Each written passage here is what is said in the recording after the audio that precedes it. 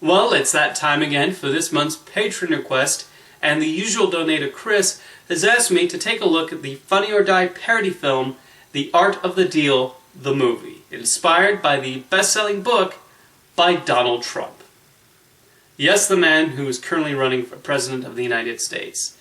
And some of you are probably expecting me to give my thoughts on the current election, Donald Trump, Hillary Clinton, who I'm rooting for, what my political stance is, but I'm not going to do that.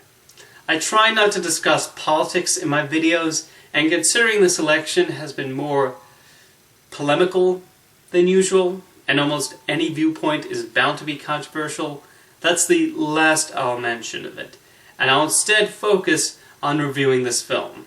I just wanted to get that elephant out of the room first.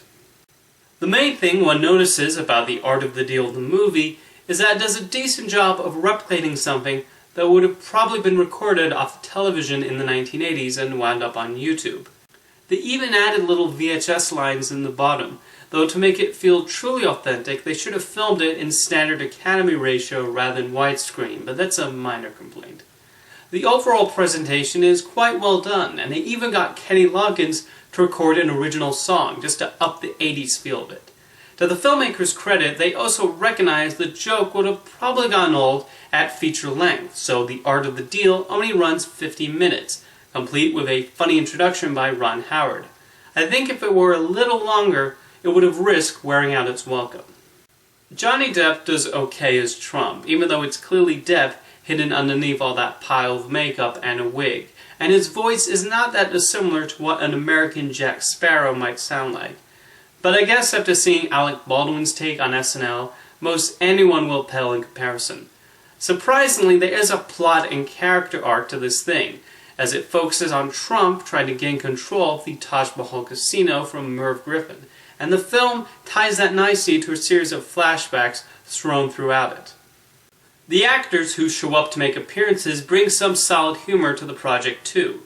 Jack McBrayer is perfect casting as the Trump Tower's architect, and there's a hilarious bit with Stephen Merchant playing hotel heir Barron Hilton, and playing with the fact they couldn't find somebody to do a credible Texan accent for the part.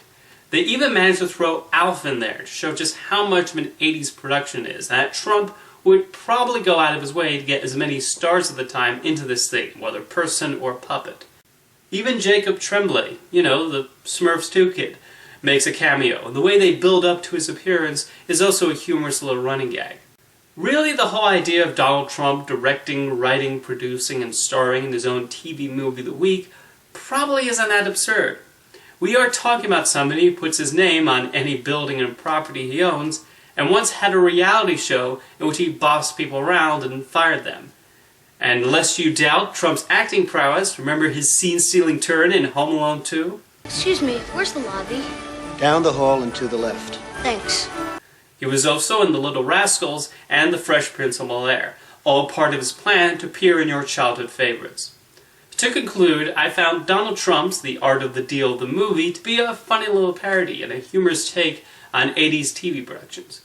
And now if you'll excuse me, I'm in the mood for some Trump steaks. I hear they're the world's greatest steaks. Isn't that right, man? I'm sure has no affiliation with this meat product. Trump steaks are by far the best tasting, most flavorful beef you've ever had. Truly in a league of their own. See you next time.